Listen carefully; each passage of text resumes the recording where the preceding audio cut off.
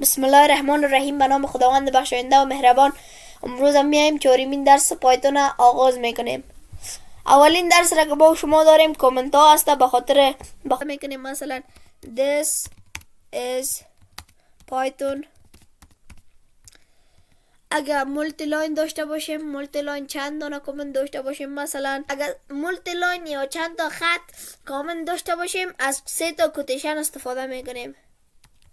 3 تا کوتیشن کافی است و میایم در پایان 3 تا کوتیشن هم در قسمت میتیم و ایره کدهای پایتون.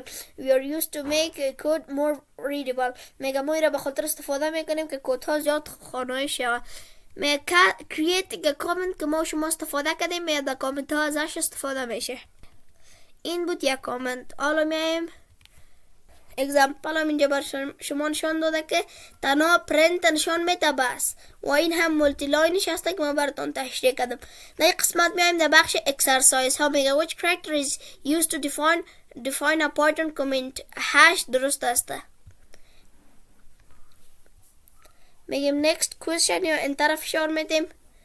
میگه comment and Python are written with a special character. which one؟ میگه کدامش؟ 8 اینجا بیارین.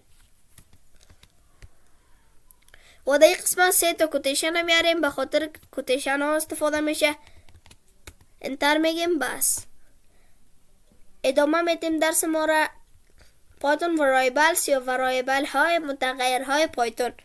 میگه وریبل یا کانتینر ها به خاطر که یا یک جای کردن ولیو ها یا قیمت ها استفاده می شود. مثلا create variable میگیم variable no command to declare a variable is create a moment for assigned value.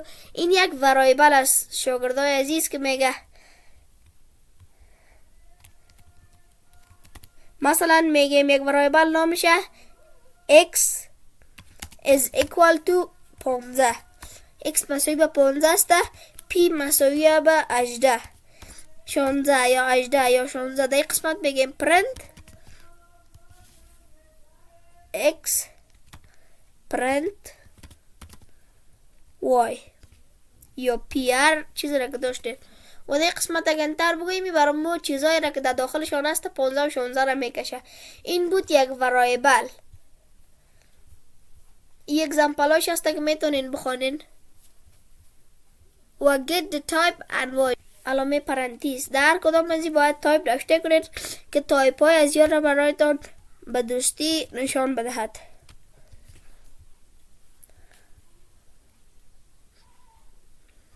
این حالا میگه کلاس انتجر. ما بر شما تشریح کردم که انتجر به اعداد گفته میشه، استرینگ حروف ها استفاده میشه. سنگل و دبل کوتیشن. دوستای عزیز، ما برای حروف ها از سنگل یا دبل کوتیشن استفاده میکنیم. variable name or case sensitive. و میگه exercise what is the correct way to declare a Python variable.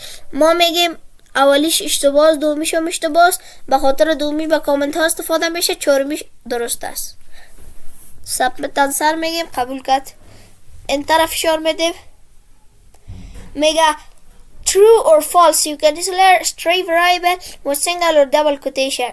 این true است به خاطر که میتونیم.